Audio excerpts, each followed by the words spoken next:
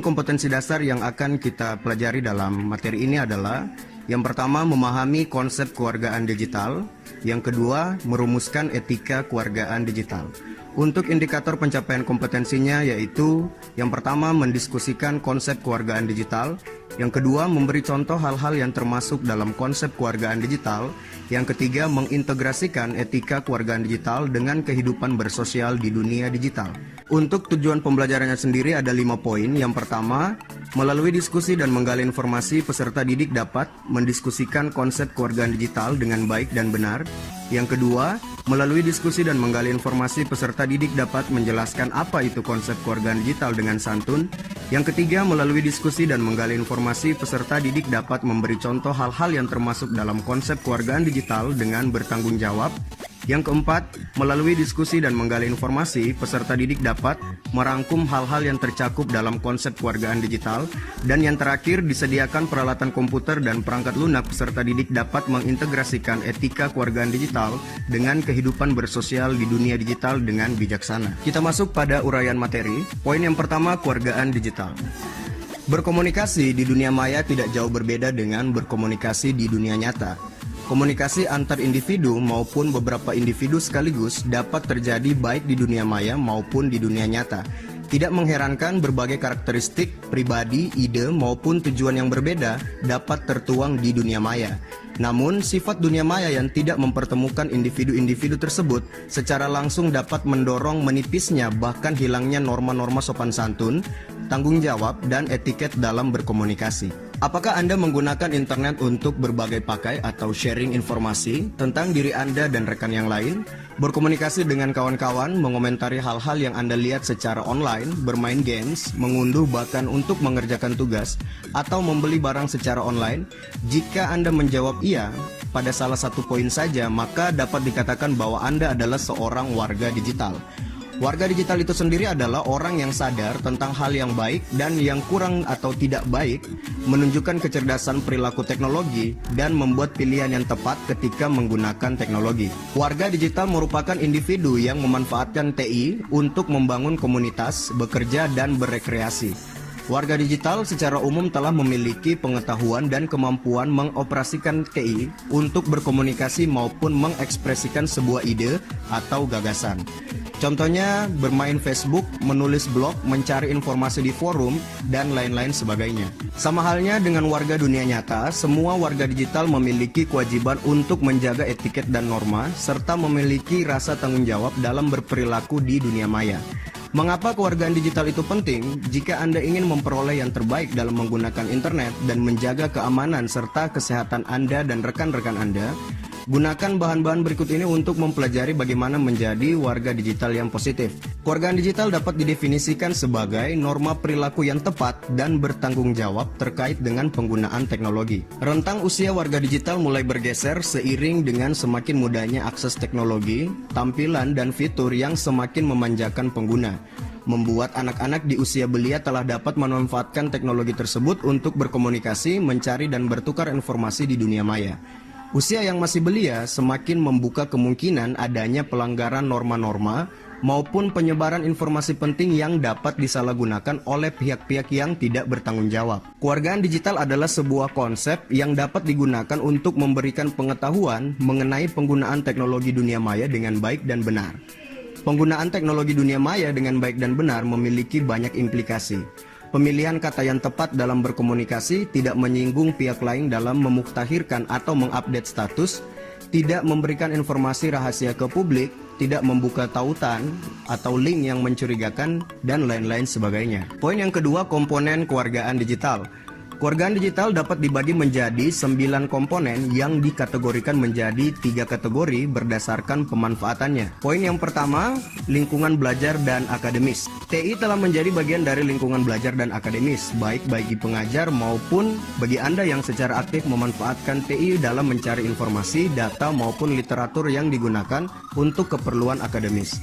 Beberapa komponen kewargaan digital yang perlu diperhatikan dalam pemanfaatan IT untuk lingkungan belajar dan akademis adalah komponen yang pertama, akses digital. Setiap orang seharusnya memiliki hak yang sama dalam mengakses fasilitas TI. Namun kemudian setiap pengguna TI harus menyadari bahwa tidak setiap orang memiliki kesempatan yang sama dalam mengakses teknologi, baik itu dibatasi oleh infrastruktur maupun lingkungan komunitas pengguna itu sendiri. Belajar menghargai hak setiap orang untuk memiliki akses ke teknologi informasi serta berjuang untuk mencapai kesetaraan hak dan ketersediaan fasilitas untuk mengakses teknologi informasi merupakan dasar dari kewargaan digital. Keterasingan komunitas secara digital mengakibatkan sulitnya perkembangan suatu lingkungan dikarenakan terbatasnya informasi dari masyarakat dan komunitas dari daerah yang lain yang telah memanfaatkan teknologi informasi.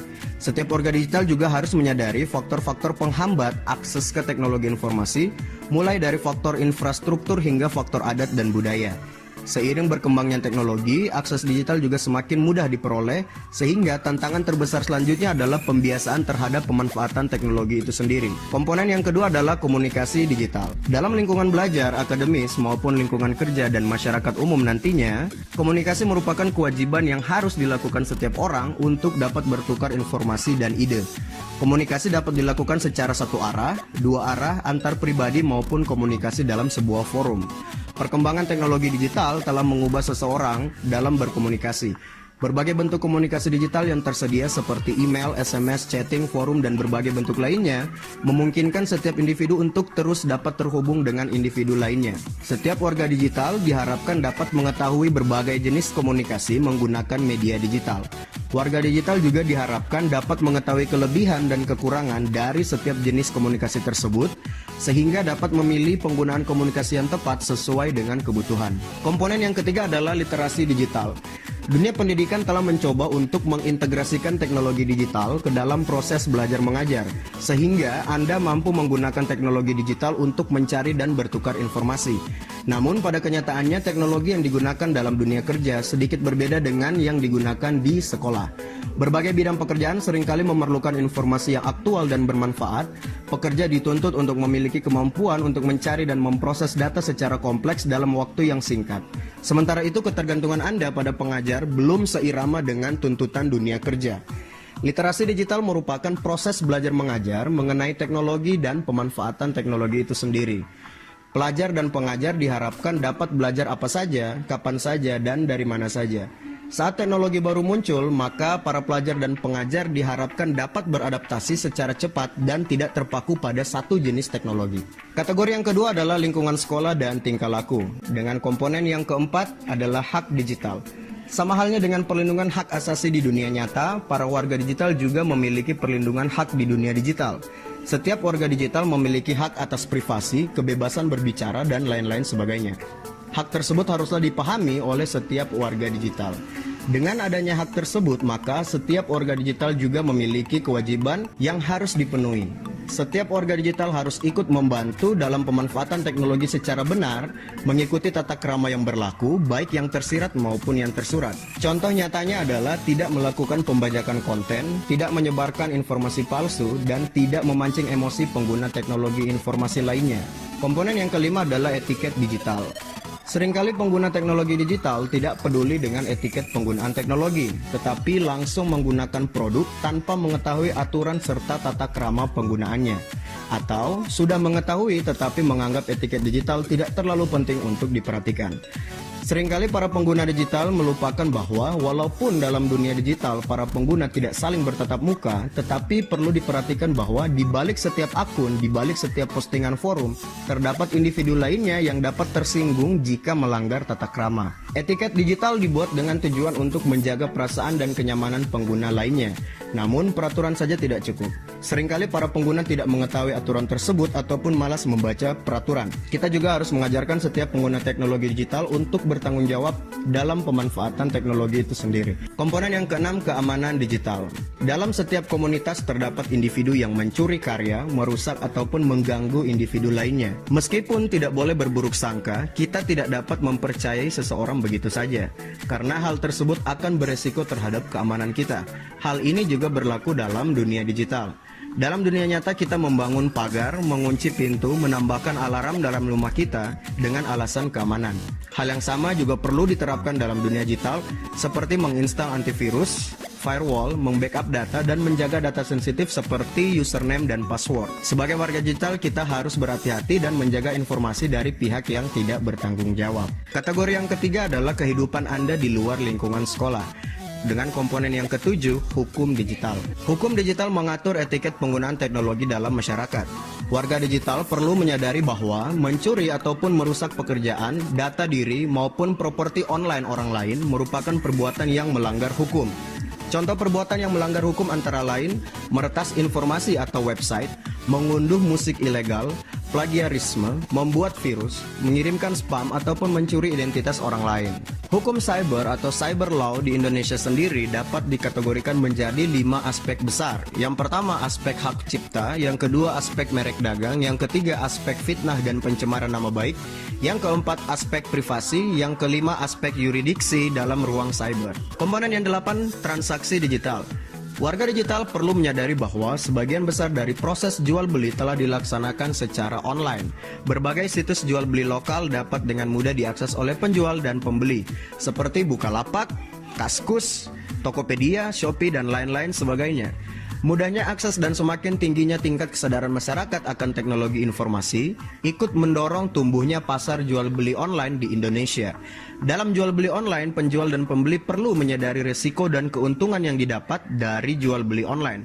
Mulai dari resiko penipuan, perbedaan barang yang dikirim, lama pengiriman, hingga legalitas barang yang diperjualbelikan.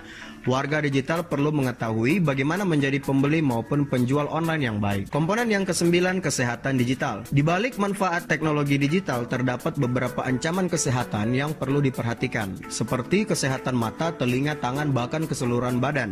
Tidak hanya kesehatan fisik, kesehatan mental juga dapat terancam jika pengguna tidak mengatur penggunaan teknologi digital. Untuk mencegahnya, pengguna perlu menyadari bahaya-bahaya yang dapat ditimbulkan oleh teknologi digital itu sendiri. Pembahasan yang selanjutnya adalah akronim THING. Setelah memahami 9 komponen di atas, Anda telah menyadari pentingnya kewargaan digital. Untuk menyederhanakan dan agar mudah mengingat ke-9 komponen di atas, sebagai jembatan Anda dapat menggunakan akronim pengingat THING sebelum Anda berkomunikasi di dunia digital, baik itu email, Facebook, forum, dan lain-lain sebagainya. THING merupakan akronim dari yang pertama, is it true atau benarkah? Yang artinya benarkah postingan Anda atau hanya isu yang tidak jelas sumbernya. Yang kedua, is it hurtful atau menyakitkankah? Yang artinya apakah postingan Anda akan menyakiti perasaan orang lain. Yang ketiga, is it illegal atau ilegal kah?